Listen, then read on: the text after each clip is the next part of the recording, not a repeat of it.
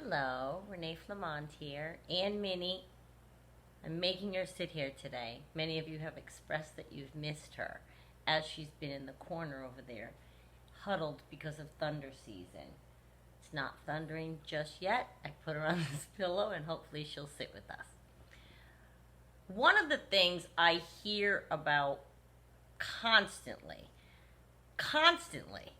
is that, and women especially, we feel we're not enough and that's why the narcissist left. Or we're not as good as the next person and that's why they didn't choose us. Or we're not better, they're better than us. That's why they left us. We're not desirable enough, or they didn't love us enough, they're not even hoovering us. Like, everything that the narcissist does or doesn't do, it seems I hear it a lot. We women, and I do think it's mostly the women, we put that on ourselves as our value not being enough, and that's why the narcissist didn't choose us, didn't hoover us, chose somebody else, left us, cheated on us, lied to. I don't know how, and I read it over and over again, it's so clear, the message, but I went through the same exact thing, and the message is very, very clear. Nothing that the narcissist does or doesn't do has anything at all to do with us. Not good or bad. Not good or bad. Oh, he loves me so much. Look what he did for me. Nope, didn't do that for you. I can't. He must really not like me if he could treat me like that. Like, here she goes, see? No, please stay with us. Your people miss you. Nothing to do with us. So not only does it not punctuate that it has nothing to do with you being better than the person after you or worse than the person after you or they're better than you. None of you have anything to do with why the narcissist. She doesn't either. The next person. She wasn't better and that's why his head snapped around when he saw her and it's like the movies. Are you out of your mind? They were at the part of the cycle with you that was the devalue. And they are at the part of the cycle for them that is new supply. That's it. And it was time for him to move on. One person will never ever satisfy a narcissist. They have to go out and seek. And it doesn't matter how much we love them. You can love them the best anyone's ever loved anyone in the history of the planet. It doesn't matter. It has nothing to do with you, me, us. And I felt that. I have to say, that was a tough one for me because I kept feeling like when I was going through it, well, why didn't he pick me? I gave him everything. Why didn't he pick me? Why did he need her or her or her? What? Here she goes. What's the matter, Mommy? Oh, I can't take it. Why wasn't I enough if I was bestowing all of this love upon them? Bye-bye. And then you start to feel inferior to the next person, even though you're looking at the next person, if you know them, or maybe you don't know them, and you're looking at them thinking, well, why? I was everything to him. What does she have? That is never the question that we should ask ourselves or focus on in this kind of a relationship with this kind of a person. If it were a non-disordered individual and there was a couple and somebody cheated and somebody stepped out on each other, then maybe that's a question you could say, what did I do? What was wrong with us as a couple? What did I miss? What did you miss? How can we fix this? What happened? You can ask those questions if it's a non-disordered individual.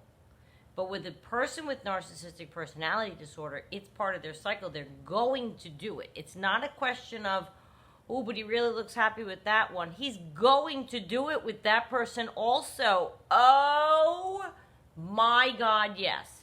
Every person that they're with, they're going to do the same thing to. Don't get fooled if you see them looking happy and whatever, and think that means she's better than you, or she gave him more than you, or she just happens to be in the love bombing, let's take a picture phase of the relationship with him.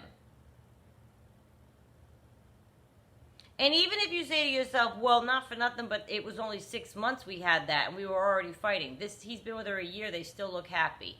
A, you don't know what's happening behind closed doors. And B, the love bombing phase can vary in length depending on how long the person, the victim, can put up with things. The second they show any true color or question the existence or pose any kind of boundary or have any kind of comment, criticism, whatever, to the narcissist, they're going to start getting devalued as well. And then he's going to pick another person. And that doesn't mean that they weren't as good as the next person. It doesn't mean that the next person's better than them. They're moving through the cycle. The people don't matter who are on the cycle.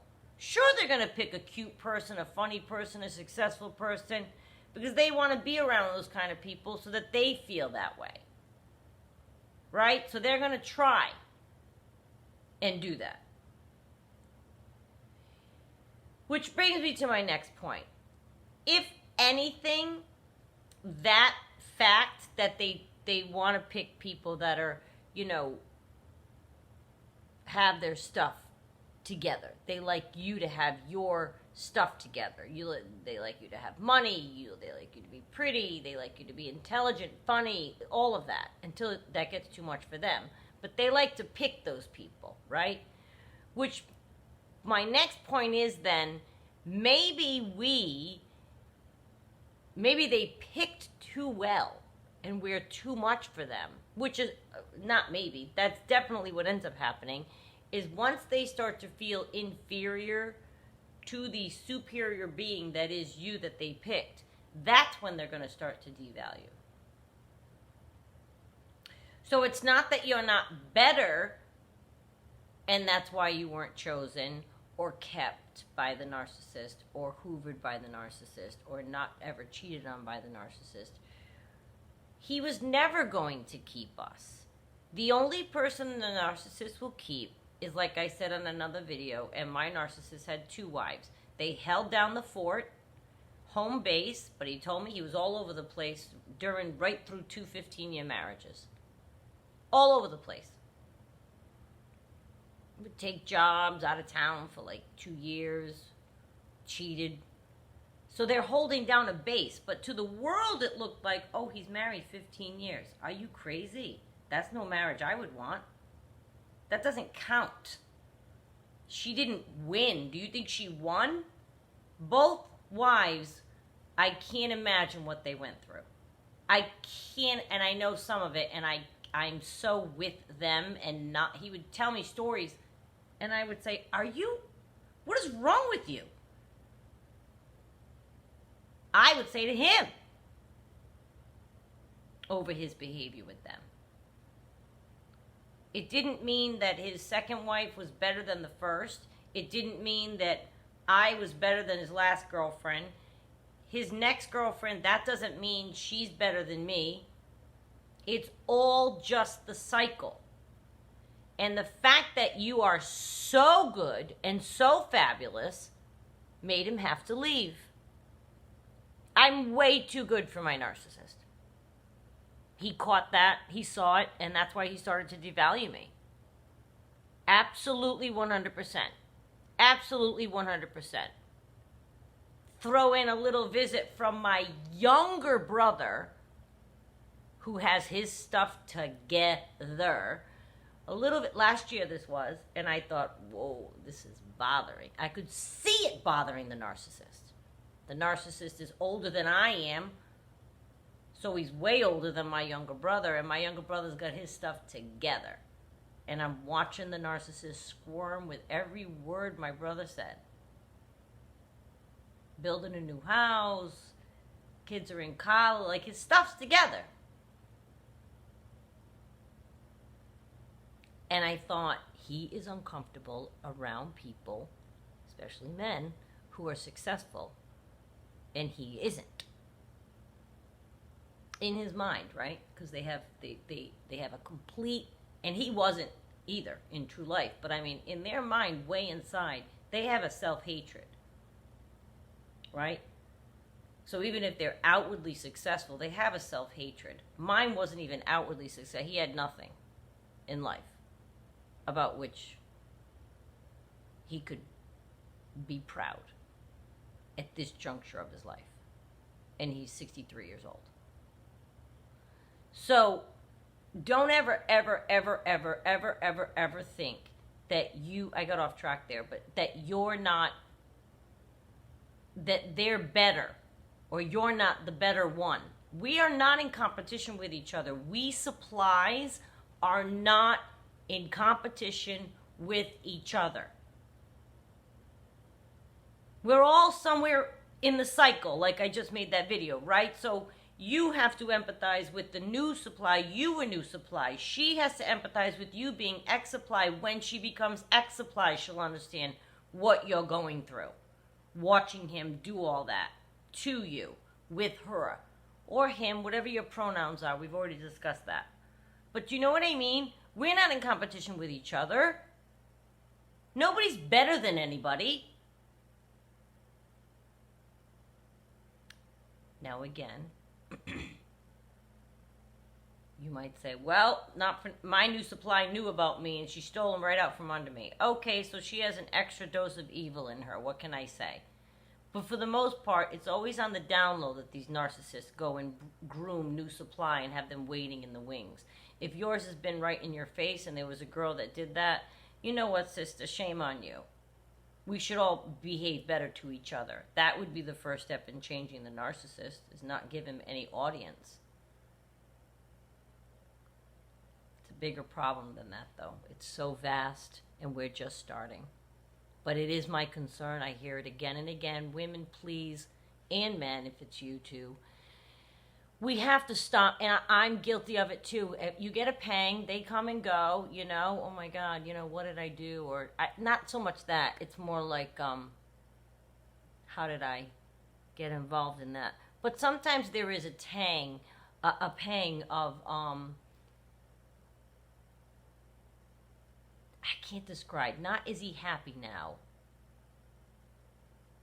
but like I wonder how he's treating her now. I wonder what phase she's in now. And if it is love bombing, I get a pang of she's getting that side of him now. And that gives you a little bit of a, it's not even jealousy at all. And I don't think she's better than me.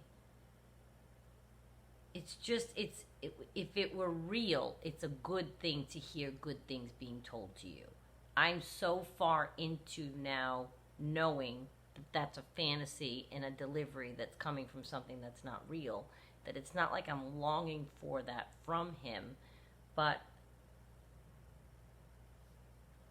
deep down I think that the education and empowerment has solidified knowing not to ever be jealous of the new supply or anything like that. And it's solidified knowing that whatever she's going through, if he's on to like a 10th person and he's in a new love bombing phase again, which I have no idea, then yeah, you kind of think they're getting that charming person. But so I don't know what that's called. And if that's a pang you're getting, we need to eradicate that. And I can't describe the pang, but I know you know what I mean. It's just like, ugh, because you know how good he was when he was good. But you have to just remind yourself, she's not better that she's getting it. She's just the person in the stage that's going to be getting that right now. And he's not going to keep her either. And he may or may not hoover her either. The hoover has nothing to do with whether you're better than a person who is getting hoovered or not either. It just depends on, is he bored? Does he want you? Did you do something for him that he's looking for? Did the other people not answer his phone call? Are you first on the bench or seventh? Who knows what order they make their phone calls? The hoovering doesn't have anything to do with whether or not you're better either. Everything they do has to do with what they want at the time, not whether or not you're better. Please, please don't ever think that.